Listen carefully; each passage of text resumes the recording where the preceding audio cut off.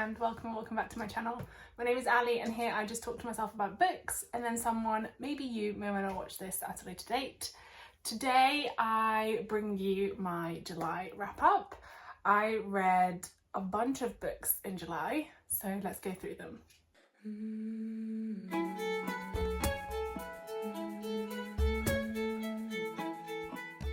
So in July I read 16 books for a total of 6,395 pages. I did risk my life trying to take the thumbnail for this video because it was really hard to hold up all of those books in a pile, and I dropped them on myself, on my head, on the floor multiple times. But here we are. It's been managed, so there we go. All of the books I read were fiction. One of them was a manga and all the rest were novels. I had an average star rating of 3.6 stars, with the lowest being 1.75 stars and the highest being a 5-star read. So I guess I'll take you through them now. I'll start with the manga because it's easy. So I read volume 2 of Jujutsu Kaisen. This is like a martial arts, fantasy, demonic type inspired manga. There is also an anime that I have yet to watch, but I've heard very good things about, and yeah, I'm really enjoying it. It follows Yuji Itadori, who is a high school student. He has like really good sporting abilities and is top of the list to be recruited for a lot of different sporting clubs in the high school, but instead he wants to join like this occult club, which is just another 2 people, and they are into like ghost stories and folklore and demonically possessed items, and they find such an item which ends up being the finger of a demon, and Yuji Itadori ends up eating it and kind of like absorbing the powers of the demon, and that's kind of like where the story is at now. So yeah, I'm really enjoying it. It's full of action. It's actually really funny as well, and I love the art style, so I'm very much enjoying it. Next, I read The Good Son by Yoo Jung Jung. This is a Korean translated fiction. It's what would you call it, like a thrillery type vibe. It's essentially like the coming of age of a psychopath, so imagine like Bates Motel, American Psycho vibes from like the younger years. And we follow Eugene, who is this model student, good son, good at sport and everything, and then one day he wakes up covered in blood and he goes downstairs to find that his mother has been murdered. And then you kind of like see the whole unfolding of what led to that moment, who the culprit is, as well as the unraveling of the truth behind Eugene's like midnight excursions and also like his true character. And it's really interesting because it's almost like he doesn't have the memory of it, but you're learning those memories alongside him. And also there's like excerpts of the mother's diary throughout the story as well, to like give you that perspective of what she was noticing whilst he was disappearing or doing odd things. So it's a really interesting book.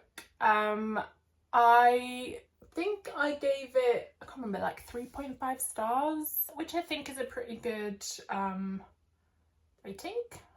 It's like above average, so that's fine. I think maybe what could have been better for me, I don't know if it was just like the tone of the book or maybe the writing style, and again partially is that because it's been translated, I don't know, but I felt like it was a little bit slow, especially given how like short this book is. But other than that, I did really enjoy it, and I will possibly read similar books like this again.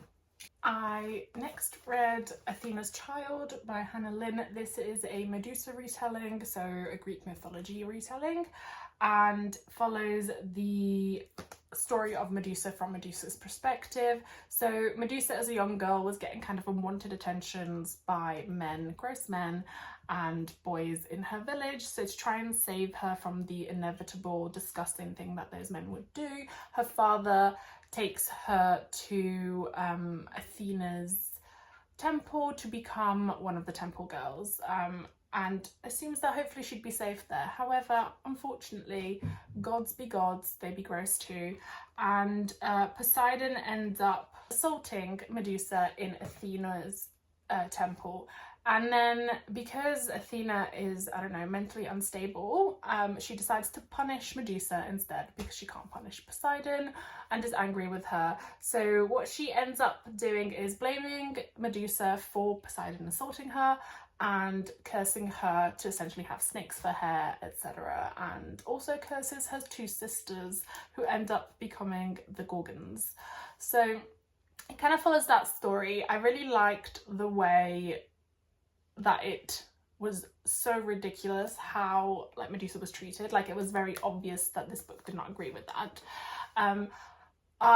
This is like the third Medusa retelling I've read, and again, it's too short. I liked it, it was really good, but I wish it had been longer. And also we always end up, and I know it's kind of like integral to the story of how Medusa ends, following Perseus. I just don't care. I don't care about Perseus. Like, I literally do not care. I don't want a POV of Perseus. I want a book that's purely about Medusa, and I'm still waiting for that, because the 3 retellings that I have read have all been not quite enough to satisfy the itch that I have for a story about Medusa. Like, Medusa is one of my favourite characters from Greek mythology. I think she is not a monster as she's made out to be, and I think she was one of the most wronged women in Greek mythology, but I just feel like we don't get enough of the story about just her. Like, I wish someone like Madeline Miller would do essentially what they did with Circe, but from Medusa's perspective, where like Odysseus wasn't really the main character in that story, he was the side character, and I just wish that it was the case here too. Like, but I don't want a POV. I don't want a POV of Perseus. But yeah, so apart from that, I really enjoyed it. I will always enjoy Medusa retelling. I just need more, and I will continue to search for a retelling that does exactly what I need it to. Next, I finally finished one of my favourite dystopian duologies that I have been putting off for so long, and I don't know why, but I finally picked up Parable of the Talons by Octavia E. Butler, which is the sequel to Parable of the Sower. This is, as I said, a dystopian duology set in a post-apocalyptic America that's like descended into chaos and anarchy following this apocalyptic event. And we predominantly follow Lauren, who is a young girl who has the ability to feel the pain of others. So if she sees someone being hurt, she also feels that same pain. So she can end up like fainting and things like that. It's a very religious focused book. So it's kind of like, I guess, focusing on the creation of like new religions, cults, the treatment of those different from like the masses, and it's just really, really good. I love Octavia E. Butler's writing. I am still slowly working my way through her backlog. I've read Kindred and I've read obviously this duology now, but I really want to read some of her other books because I just love her writing, and I love dystopian fiction, it turns out. So yeah, I have entered and will never leave my dystopian era, and I want to read more and more about it. But I absolutely adored this duology. It's probably one of my favourite duologies now. This one in particular was also told from the perspective of Lauren's child, who obviously tells the tale. So basically tells the tale in the future of what they observed and what their feelings about it were, and then you read back of what actually happened via Lauren's diaries, which I think is really cool. So yeah, really, really enjoyed this. Gave this one 4.5 stars. Next, I'm sorry to disappoint the BookTok and Bookstagram masses. I read my lowest rated book of the month, and that was Heartless by Elsie Silver. I think I just have to admit defeat that these books are just not for me. I don't know if it's the writing style. No, I don't like the writing style. It's true, I don't. It's too insta-lovey, it's too cringy, and I hate the nicknames. But what can you do? I keep trying, you know? I also bought the first 3 books in this series. So I tried Fearless or Powerless, I can't remember what the first one's called, and Flawless. Okay, neither of those things. Flawless, and I didn't really enjoy it, and then I thought, okay, maybe I'll like this one better. I will say I enjoyed the chemistry and also just the characters more in this one than I did in Flawless, but overall I still didn't like it too much.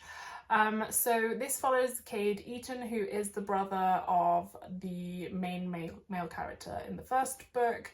He has a young son, is a single father, and is just like a super grumpy human being.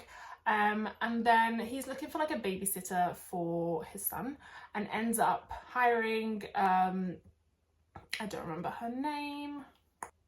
Oh, Willa. So Willa is the best friend of the girl in the first book who ends up coming to visit. She's like having a bit of like an identity crisis. So she's like, whatever, yeah, I'll be a babysitter. And yeah, they kind of, she's about like 10 years younger than he is, maybe a little bit more. She's about 25, I think, and he's like 38 or something like that. So there's like an age gap romance situation going on, and it is a little bit insta-lovey, insta-lusty, and then it has one of my least favourite tropes in it towards, I mean, it's a spoiler, so skip this bit if you don't want to know, but a pregnancy trope at the end, which I don't enjoy. I don't really know what else I can say about this. I didn't like it that much. I liked it marginally more than the first book, so I gave it like 0.25 extra stars. I think I gave the first one 1.5 stars. Like, it wasn't horrific. It was easy and quick to read, and it's not like it made me like hate read it, but it just wasn't anything that I would ever really recommend to anyone or read again. I just don't think that these books are for me. I think if I'm going to be reading romance, it has to be more like rom-com vibes, and then I really like it, and I will come on to that literally in just a moment. But if it's just like contemporary romance, I don't seem to really enjoy that many of them, except for B.K. Borison, who can do no wrong. She is a star, but even they're like, you know, hallmarky rom-com vibes, whereas these are like trying to be more serious, and I don't know. I'm sorry, but not that sorry, because I don't think I can waste my time on these books anymore. So, as I was saying, the type of books I enjoy more when it comes to romance are like rom-com ones. So obviously I picked up the queen of rom-coms, Ali Hazelwood, and started off with Not in Love. This is actually not the usual rom-com vibe from Ali Hazelwood. She even says so at the beginning of the book. There's a note that says that this is essentially like an erotic romance rather than a rom-com, and I would completely agree with that. So this follows Rue, who had quite a difficult childhood growing up, and she's worked really hard to get to where she is, and she now has a stable career. She's always got food on the table, and she's got a few good close friends.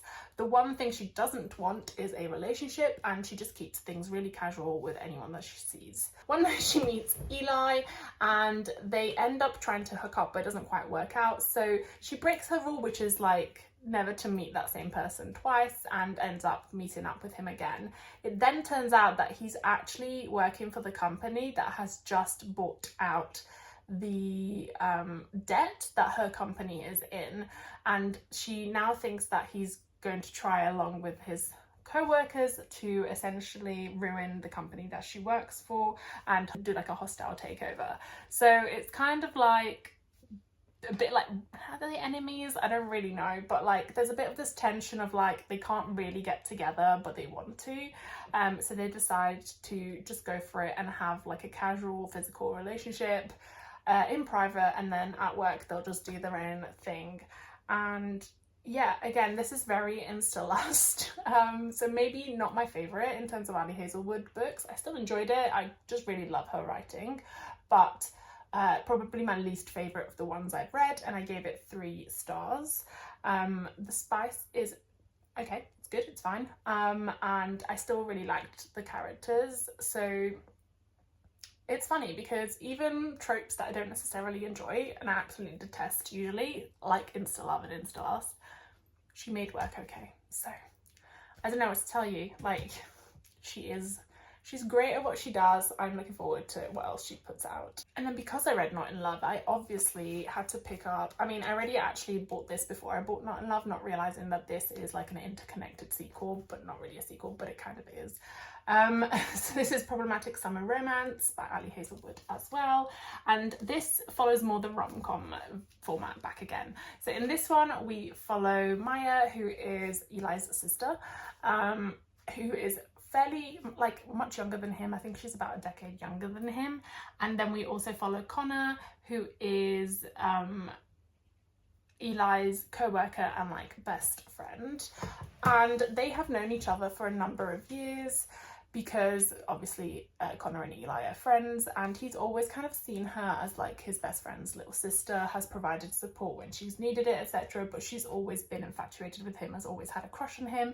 And whilst they're away in Italy, which I love, by the way, because Ali Hazelwood is Italian and it just felt really authentic, like finally like someone's actually been to Italy and knows what they're talking about. It's great. And yeah, well, they're at this wedding in Italy and she just decides to go for it and tries to essentially get him to admit that he likes her too. And yeah, the age gap, as I said, is not really one of my favourite tropes, but again, Ali Hazelwood is magic, and I ended up really enjoying this as well. I gave it 3.5 stars, which, you know, is again pretty good rating for me, especially when it comes to like romance books.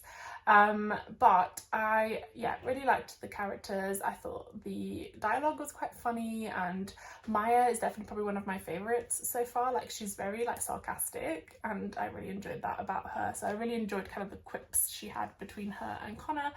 And yeah, I actually ended up really liking how this book went. Still not my favourite couple by Ali Hazelwood, but I did really enjoy it, and it's definitely like a summer vibe book, so I would highly recommend if you want a summer romance. And then I was on an Ali Hazelwood streak, so I really wanted to read my favourite Ali Hazelwood book, and I read The Love Hypothesis again for like the 6th time. I ended up buying the collector's edition because it is stunning, and I really wanted to have a special version of this. It also means, I think, that once I do my next reread, which will be probably at some point next year, I might like proper annotate, as in write inside the other copy that I have, because I don't tend to do that. But now that I have 2 copies, I won't feel as bad actually writing inside the other book. So I reckon I could like highlight and like, you know, write my favourite quotes and things. But anyway, so this is hands down one of my favourite rom-coms ever, and it's definitely my favourite Ali Hazelwood book to date. I read it when it first came out many years ago now, and I adored it at the time, but not as much as I adore it now. Like, it's finally reached the 5-star status. And that's just because I love it. It's not necessarily the best written book I've ever read. It's not necessarily the best plot, the best characters, nothing like that. But I just love it so much, and it just makes me so happy. And I know that when I read this, it's going to help me get out of a reading slump. It's going to help me if I'm feeling low. It's just like my go-to happy book. So in this one, we follow Olive, who is a PhD student looking into pancreatic cancer. She is looking for further funding and is having to go out to other universities because her current university professor, supervisor, will be retiring soon, so is not really looking to get any more grants for funding. At the same time, while she's doing that, that's kind of what she's doing in her life. But she isn't really dating too many people or anything like that because she doesn't have time. However, she did go on a couple of dates with this guy called Jeremy, and it didn't really work out. It turns out that Jeremy actually really likes Olive's best friend Anne, and Anne likes him too, but refuses to go out with him because of girl code. So to try and convince Anne that she's over Jeremy, Olive tells her that she's going on dates and she's seeing someone, which is a lie. She's not. So when Anne unexpectedly turns up at the lab where Olive is, Olive panics and ends up kissing the first guy she sees in the corridor, who ends up being none other than Dr. Adam Carlson, who is a highly grumpy, disliked professor in kind of like the STEM field. I believe he's like some sort of biology something or other. I can't remember what he does exactly. But anyway, so obviously after she realizes who that is, she panics, but they decide to strike up a bargain where they're going to pretend to like fake date to convince Anne to date Jeremy. And that's kind of where it all starts. And I just love them two so much. I cannot wait for this to be made into a movie. I just really hope it does the book justice, because it is my favourite rom-com ever, and I need the movie to be just as good and not cringy. And I really love the casting so far, so I'm really hoping it's good. But yes, absolutely adore these two. They are my faves. Next, I read what has now probably become one of my top fantasy series, and that's saying a lot, and that is the Name of the Wind series by Patrick Rothfuss. I have now joined the masses in being very impatient for the final book in this trilogy. There is a novella as well, but there is one more book to finish the story of this character, and this last middle book was written like 10 years ago, so he's definitely having his George R.R. Martin moment. And I think recently online there's been some whispers that things may be starting to move again, because there's been some activity on his like translator website that he uses, which is what happened the last time he published a book. However, I won't hold my breath too much, but I really do hope it comes out soon, because I really enjoyed this. And I mean, they are huge books. Like, they're about 900 pages each, I think, and no, so sorry, so this is about 650 and this one's about 900 over 900 pages, and I just loved them, devoured them, flew through them, and I couldn't put them down. I actually ended up partially listening to Name of the Wind in the car on a drive up north, and the audiobook that I can't remember who does it, but I will put the person's name here. The audiobook is so good. Like, the guy that does it does so many different accents and voices. It was just like super interactive, I would say, very immersive. Really liked it. So essentially we follow the story of Covet. I can't remember how to pronounce his name, but you kind of start off in the present day, where this innkeeper is being interviewed by someone called the Chronicler to essentially write the story of this young guy who ended up being infamous and notorious for various things. So he tells the tale in retrospect of this young boy with flaming red hair who came from like a traveling troupe that were all murdered by like these weird creatures that no one really knows anything about, and that anytime someone mentions them they end up dead. So he ends up wanting to become an arcanist, which is kind of like someone who is able to use different types of magic, and in particular he wants to be able to call the name of the wind, hence the name of the books, and he wants to kind of specialize in naming as well as other things. He's very ambitious. He's also very young, and ends up being admitted into the university at a very young age, which is kind of like unprecedented. There was only one other person that's done it, and that's like one of the professors. He wants to now impress the professors enough to be admitted into the Arcanum, which is essentially like the elite society that like the professors and stuff belong to be able to find out more about who murdered his family and why. I loved these books. It's like, you know, your coming of age fantasy action. It's got very funny moments. The character is like not perfect, it's multifaceted, it's very realistic. He's actually very annoying in some parts, but not annoying enough that you end up hating him in the way that I hated Frodo, for example. Because the worst thing you can have in a book is hating the main character, right? How are you meant to enjoy a book series if you don't like the main character? But not in a way like you're meant to like him. It's not like he's actually an unlikable character on purpose. So yes, I like him overall, but he definitely has his moments, and that shows because he's young and like, you know, he's hot-headed, he's, you know, immature in some ways, and that's fine. That I think adds to the story. So this first book, Name of the Wind, I ended up giving 4 stars. the sequel, which was The Wise Man's Fear, and it was a lot chunkier. I ended up giving 4.5 stars. I really liked this. You end up doing a lot more jumping around like the world, so in terms of like expansion and like understanding of the world that this is set in, there's a lot more world building. There's also more building of the magic system, and you get to meet a load of different characters in this one as well, because Kove ends up like traveling around and doing different tasks and different missions, etc. So I end up really liking this. I then also read the novella that's out, which follows the story. It's kind of like a weird little side story, which almost feels a bit like a dream. I didn't like this one as much, but I think it's because the writing was completely different, and I think it's different because of the character that you're following. So it follows a character that you meet in the other two books who lives under the university. She's very like, I don't know, not quite with it.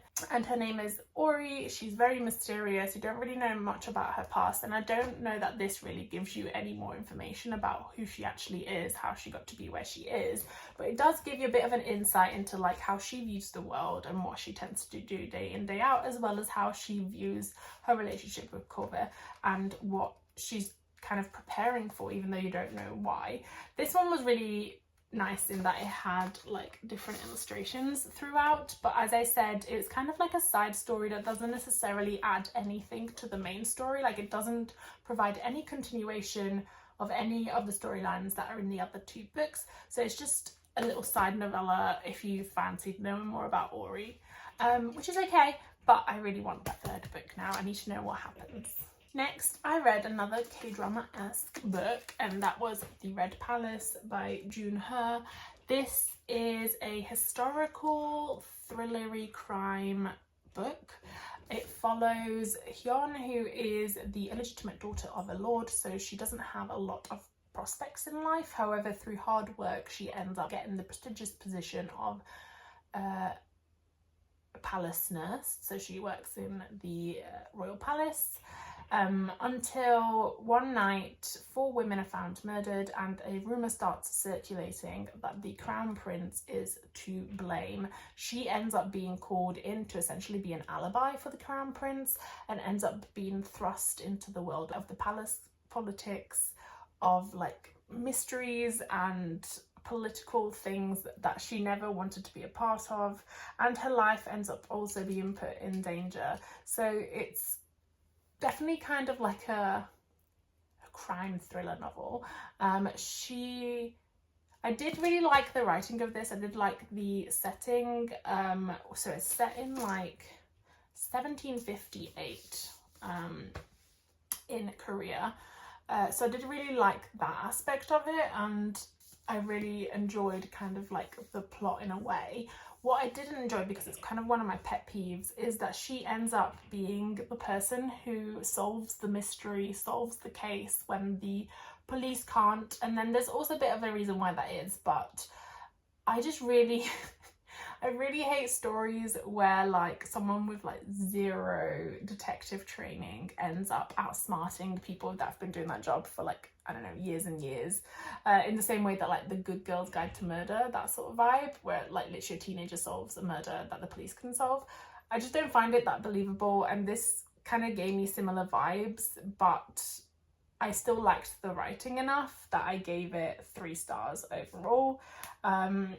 I would definitely read more books by June He. I know she has another book coming out soon, and I do have her other book as well that I am wanting to read, which is definitely more of like a historical, I think partly romance, but mainly like historical action fiction story, again set in in Korea, kind of in the 1800s. So yeah, I did like this, but I didn't 100% like the way that the story unfolded and how Hyun ends up being like at the core of everything. So there's that, but I did like it. Next, I picked up and finished another duology by reading Tideborn by Eliza Chan. This is the sequel to Fathom Folk, which came out at some point last year, I think, and I had been waiting for this to come from Illumicrate, so I now have matching editions. I, again, absolutely love the naked hardback of these two books. The designs and the art is incredible. I love the end papers as well. And here we have a different end paper. So what is this book about? I obviously won't tell you what happens in Tideborn because it would be a massive spoiler, but the first book, Fathom Folk, is essentially all about like a revolution. We find ourselves in this world called Tiankawi, I believe, and that is a world which is inhabited by both humans and Fathom Folk, who are like essentially sea creatures. So you've got sirens, kelpies, sea witches, things like that, kappas.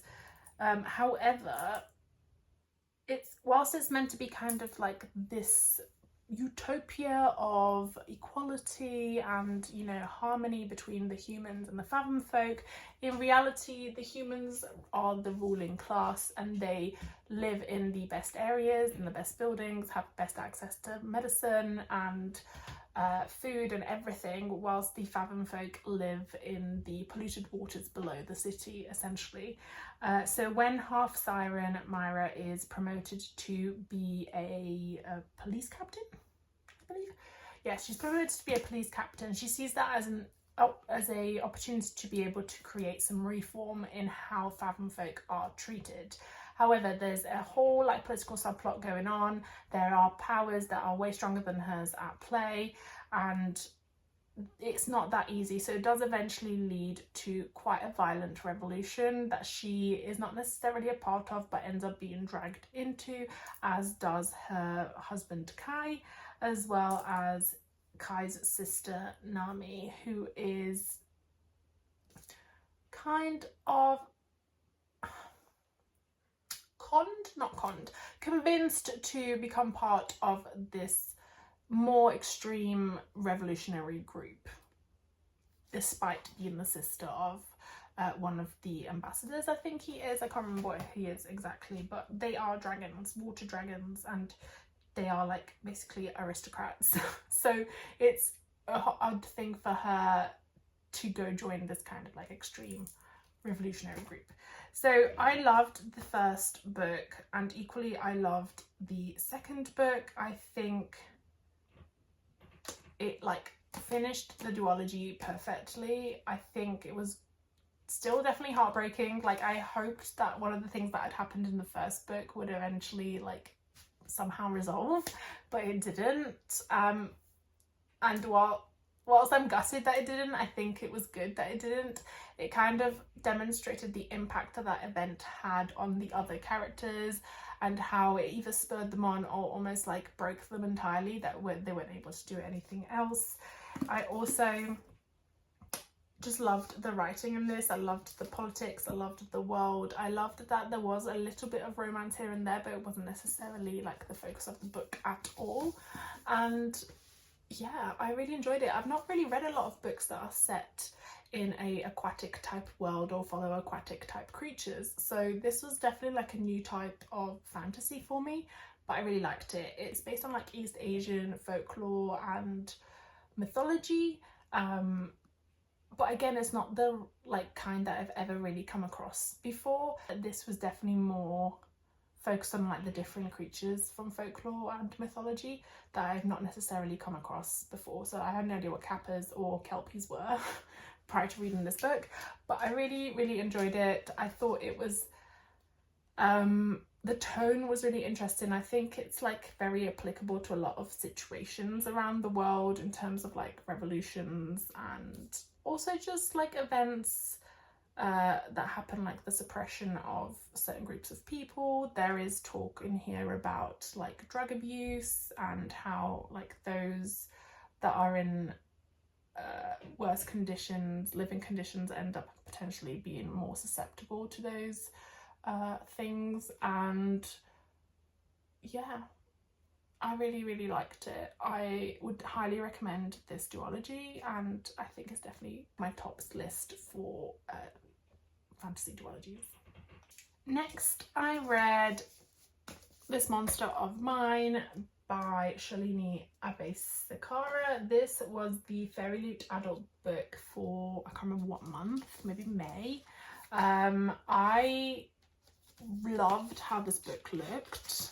When I first opened it, I was like, okay, this is absolutely gorgeous. Like, the art style is beautiful. I really wanted to love it. Unfortunately, I don't know why, this just didn't hit for me.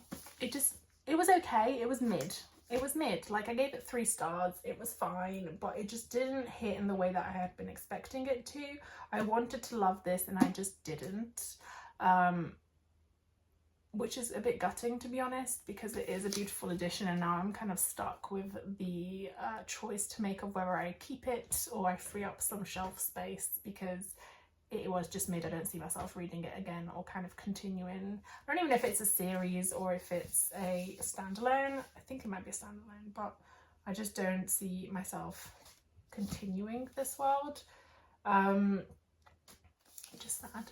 So this follows Sarai, who was pushed off of this very high tower 4 years ago. She doesn't know why, but essentially someone had tried to end her life. She doesn't have a memory of the event or who did it, etc. But it ruined her life. So she ended up being put back together by some healers. She now has a different face and no identity, and decides to go back to the scene of the crime to find out a little bit more about what happened. She ends up finding out that she's become almost like a story, a legend, and that everyone thinks that whoever tried to kill her succeeded. So they don't realise that she's still alive. So she utilises that to her advantage to try and investigate what happened. She ends up joining the kind of people that work in the area where she was, where they tried to kill her, essentially, as a petitor, which is someone who has the magical ability, a prosecutor who has the magical ability to be able to detect lies.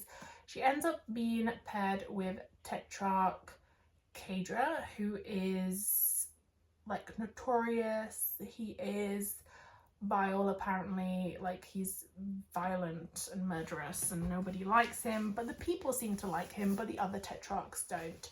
So she's paired with him. She ends up thinking that he's the one that actually pushed her off the tower, so she's kind of like working with him but also trying to investigate him at the same time.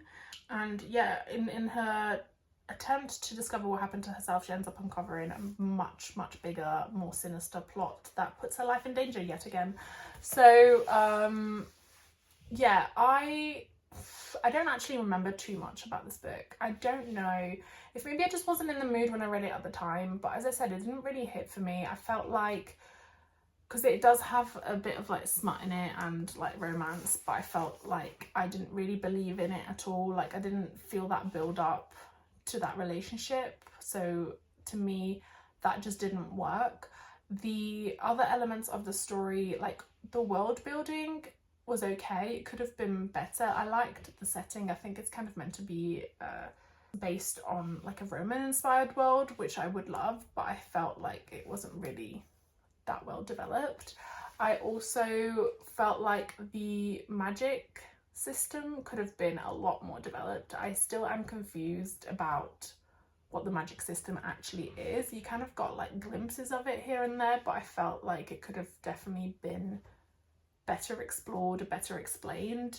So I didn't, again, really get a sense of what that meant, what that kind of looked like. So yeah, I don't know. I think it was an okay book. I think the writing was good, so it was kind of like a saving grace. But other than that, it did let me down a little bit, because I was really hoping I would love it. And I'd also heard really good things, like loads of people saying it was like the favourite, like the best book they'd read in a while. And yeah, I don't know why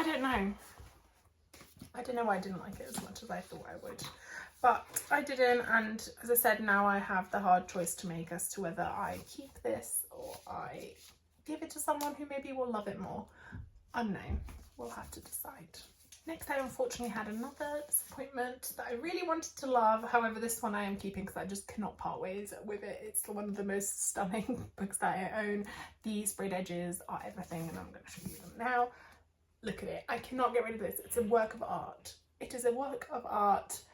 and I don't care that I didn't like it as much as I wanted to. So this is Cruel is the Light by Sophie Clarke. I actually, thinking back on it, maybe enjoyed this more than I think I did. Originally I gave it 2.5 stars, but I might bump it up to 3 stars because thinking back on it now, I actually quite liked the premise, and I think maybe I just wasn't in the right mood when I was reading this. But if I compare it to This Monster of Mine, I definitely enjoyed this more, and I gave This Monster of Mine 3 stars. So I think this one's definitely at minimum a 3 star. So this follows Selena Aleva, who is a top-ranking exorcist for the Vatican. So again, this is a Roman-inspired world, and it is in the midst of a ongoing war that has been going on for like decades, centuries, between the Vatican, who are like exorcists, and demons. She is known as the Butcher of Rome because everywhere she goes she leaves a trail of blood behind, and she is ruthless. She also has a secret, which is the reason for why her powers burn slightly brighter than everyone else's, but she doesn't want to, one, admit it to herself, or two, want anyone else to know why. And yeah, so she's kind of hiding that part of herself, which will come in handy at some point in the story. We then also follow Jules, who is an orphan and now a foot soldier, who is again hiding a secret, although he doesn't know the secret until kind of like the middle of the story, so it's almost been hidden from him too. He carries on his arms the scars of all the demons he has dispatched from this world, so every time he dispatches a demon, he ends up marking, like scarring himself to almost keep a record of how many there are, and there are hundreds. They're kind of like working, or kind of on the same side, but completely different areas of, so one is part of the Vatican, the other one is just a foot soldier. They end up meeting because they end up being in the same place as this level 5 demon, which is like a really strong corporeal demon, and they end up striking a bargain to work together to try and work out how to defeat this demon. As part of that, they end up finding out more about each other that the other person didn't want anyone to know, and that makes their relationship a bit more difficult because of the nature of those secrets. It also leads to them discovering again this truth, this secret that changes everything and changes potentially the entire construct of this society. So I did think that the pacing in this book was a little bit off and a little bit weird, which is potentially what made me not enjoy it as much. Although when I think back on it now, the actual premise, story, the plot, the characters were okay, they were good, I did enjoy them. But the pacing made it weird. It's like this ongoing war, like that's been going on for centuries, but then they're like going off to like balls and stuff and like just having cute little dates. So, which I didn't really get, like it didn't, some of it didn't really marry up very well. It just was a bit nonsensical in that sense. The side characters as well, they were not very developed at all. I didn't get a sense for any other character except for like the 2 main characters. Even this other character that's like definitely a big plot device, but I think for whatever reason it just wasn't that developed. So character development to me is quite important when it comes to these kinds of stories, and I felt like whilst the 2 main characters potentially had enough character development, nobody else did, which meant that then any other interaction or any other storyline whereby the side characters were important just didn't really do anything for me, because I wasn't invested, I didn't really care. The draw POV was really good and I did like that, but the writing style itself was a little bit chaotic here and there. So I don't know, I really don't know how I feel about this book anymore. Like, as I said, thinking back on it, I think I liked it more than I initially did, so I'm going to bump it up to 3 stars, but at the same time I still felt like it was definitely disappointing compared to what I had expected for it to be. And yeah, but I did put it on my books to read if you loved K-pop Demon Hunters, because this is peak K-pop Demon Hunter vibes, in that you've got a demon hunter and a demon, you know, what else can you get that's closer than that? So yeah, again, very, very beautiful book that I will be keeping because I can't part ways with it, but again, a little bit disappointing, sadly. Finally, I read a book that everyone's been talking about, that has been everywhere since it came out, and that is The Knight and the Moth by Rachel Gillig. Rachel Gillig is the author who did the, is it Shepherd's Crown duology? Or Shepherd King duology? Anyway, so One Dark Window and Two Cursed Crowns, and this is her new duology, I think it's going to be as well. And this follows number 6. Number 6 remembers nothing of her past beyond the day that the Abyss saved her and brought her to become a diviner. She taught her how to dream, and now number 6's job is essentially, alongside her other diviner sisters, to tell the fortunes or dream of the fortunes by almost pretty much drowning every time of people from across the lands, across the kingdom. But she is slowly approaching her 10 years of service, and she's been promised that once she reaches her 10 years, she will be free. However, suddenly her sisters start disappearing one by one as they are also approaching their 10 years of service, and it just doesn't sit quite right with her, so she starts trying to investigate what's happening with them. A new boy king and a mysterious knight that have come into town and have received one of her prophecies around the same time that her sisters start disappearing. So she ends up thinking that there is a link between that and the disappearances. She ends up kind of teaming up with the main suspect for her, which is this weird mysterious knight called Rory, and off we go. When I tell you that I am like obsessed with this book, like the way it ended, I have not stopped thinking about this. I actually read this at the beginning of the month, beginning of July, and I have not stopped thinking about it. It is now nearly mid-August, and I absolutely loved this book. The world building was brilliant, the writing was great, the characters amazing, the dialogue between them also was just very entertaining, and also one of the side characters was actually my favourite character, and that was the gargoyle. And that's what I mean when I say that it's important to develop your side characters as well as your main characters. They do provide a lot to the story, and in this case it just wouldn't have been the same without him. So I really liked that. The slow burn as well in this was actual slow burn. It wasn't slow burn just a name, it was legitimately slow burn. I loved it. I love a slow burn story, and this was it. It did exactly what it needed to. It was actually probably a little bit quicker slow burn than I would usually like, but it was so good. I ended up loving the relationship between the two characters in question. I won't spoil it, although I think it's a bit obvious who it is. And yeah, I just loved it. I loved it. The way this book ended as well, I did not see coming at all. I was reading it on the train and I literally just gasped out loud, surrounded by these poor unsuspecting passengers, because I did not see it coming, and I'm shook, and now I really need to know what happens next. So I really hope the sequel's coming out relatively soon, although I do want it to be written well and well edited, etc., because I need it to be a really good ending to the story. But I cannot wait until I can finish this duology, because it was just so good.